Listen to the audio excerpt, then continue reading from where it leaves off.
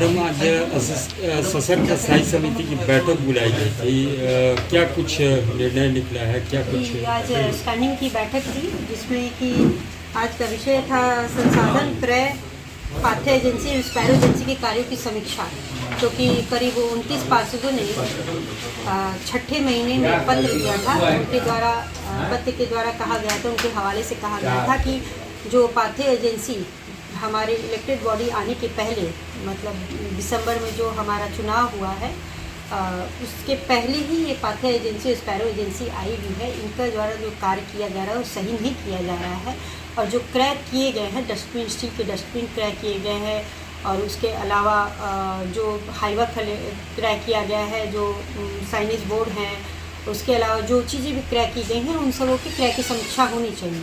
तो उसी आधार पे आज समीक्षा बैठक रखी गई है, जिसमें हम लोगों ने पाथ्य पे आज पूरे फाइल को देखा, संचिका को देखा। तो पाथ्य एजेंसी का जो एग्रीमेंट है, उस एग्रीमेंट के अनुसार उसे 365 दिन काम करना है। इस नगर निगम क्षेत्र में 365 दिन उसे काम करने हैं। उसमें उसको वज़न के हिसाब से, कूड़े के वज़न के हिसाब से उसका करीब ₹1.56 के हिसाब से, प्रति किलो के हिसाब से उनका वज़न है। और उसमें जितने भी वो अपने कर्मचारी रखेंगे उनकी बायोमेट्रिक्स करानी है, और उसके साथ साथ हम लोगों को यूएलबी को जो वज़न होगा उसके नगर निगम को खुद से उनको कांटा की जगह धर्म कांटा बनवा के देना है, और वहाँ पे हमारी मॉनिटरिंग, हमारा कंट्रोल होना चाहिए। जिसमें कि देखा जा रहा है कि अभी तक से वो घरदान पोखरा पे, जहाँ पाथ्य एजेंसी के द्वारा पूरी गाड़ियों को वहाँ पे पार्किंग किया जाता है, वहीं पे कांटे से वज़न लिया जाता है, और उस जगह का कोई वो रेंट भी नहीं देते हैं हमको, ना यूएलबी से, हमारे नगर निगम बोर्ड से कोई उसको ये बताया भी गया है कि वहाँ पे ही उनको पार्किंग करनी है। और जो धर्म कांटा है आज तक नहीं बना के दिया गया, हम उनका अपना ही धर्म कांटा चल रहा है। उन्होंने 365 दिन काम करना है, लेकिन प्रत्येक संडे को देखा गया है कि किसी भी संडे को, किसी भी रविवार के दिन में आज तक जब से वो काम कर रहे हैं, किसी भी संडे को काम नहीं किया। कोई भी कर्मचारी, सफाई कर्मचारी काम नहीं करता है। साथ ही उनका जो हमारे नगर निगम पहले जो नगर परिषद था, पहले से अनुबंधित स्थायी कर्मचारी काम कर रहे थे, सफाई कर्मचारी भी काम कर रहे थे, उसमें ऑफिस के कर्मचारी भी काम कर रहे थे।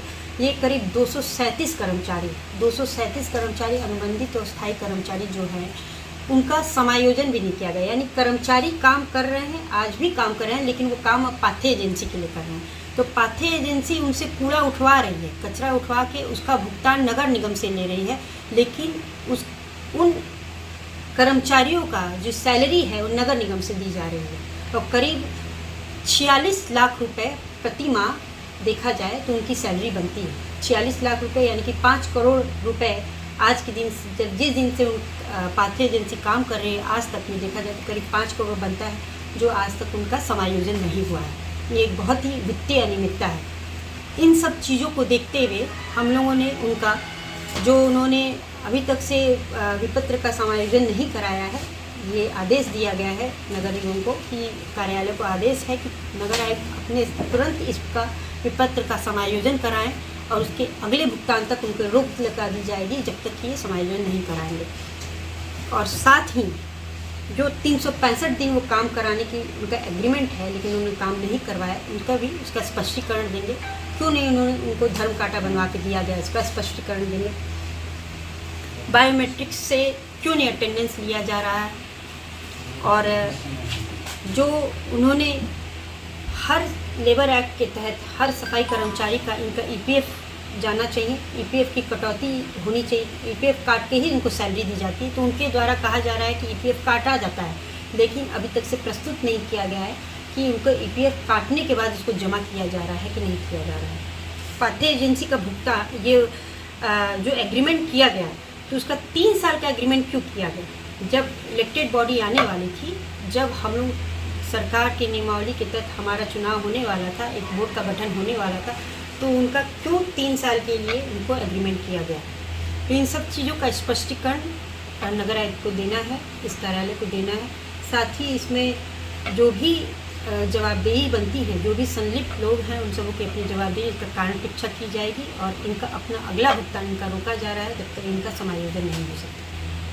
साथ ही जो नगर निगम के द्वारा जो संसाधन उनको दिए गए हैं उन संसाधनों की तेल का भुगतान तो उनको करना है, लेकिन वो जो संसाधन नगर निगम के द्वारा रख लिए गए हैं उसमें भी वित्तीय अनियमितता दिखाई दे रही है कि उस संसाधन का करीब हर एक प्रत्येक माह दिखाई दे रहा है कि उसमें तेल का भुगतान जो हो रहा है लॉगबुक के हिसाब से प्रत्येक माह करीब 7 लाख से लेके 12 लाख से लेके 18 लाख तक पहुंच चुका है। इसमें कौन कौन शामिल है मैम? शामिल उसमें अभी हम लोग समीक्षा में ही कर रहे हैं, इसमें शामिल की बात नहीं है।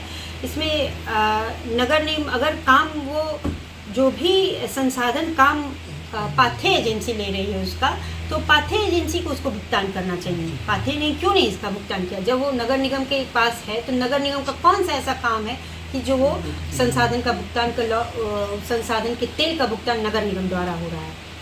मैडम एक स्पष्टीकरण की आपने मांग की थी जी, इसकी समीक्षा ये मैंने वही बताया आपको कि 3 एजेंडे नंबर 1 में 3 विषय है। संसाधन क्रय, पाथे एजेंसी और स्पैरो एजेंसी के कार्य की समीक्षा है, जिसमें कि हम लोगों ने आज सिर्फ पाथे एजेंसी के सारे संचिका को देखा है। उसके देखने के बावजूद मैं देखने के आधार पर मैंने आपको बताया कि 46 लाख रुपए की बहुत बड़ी वित्तीय अनियमितता दिख रही। करीब आज के समय में साल भर से जो काम करीब 5 करोड़ रुपए बन जाते हैं। 5 करोड़ रुपए का पत्र का समायोजन जब तक नहीं हो जाता तब तक उसके अगले भुगतान तक रोक लगाई जा रही है। मैडम ऐसा माना जाए जो 15/7/2022 से जो नगर आयुक्त महोदय हैं उनके कार्यकाल में जब तक नगर सरकार की गठन नहीं हुई थी, तो ऐसा माना जाए जो गड़बड़ियाँ निकल के सामने आ रही हैं, लाखों करोड़ों रुपए का आवारा निहारा हुआ है। उसी की समीक्षा करने के लिए हम लोग बैठे हुए हैं। इन सबको को बता ही रहे हैं कि 5 करोड़ रुपए वित्तीय अनियमितता साफ साफ सामने दिखाई दे रही है।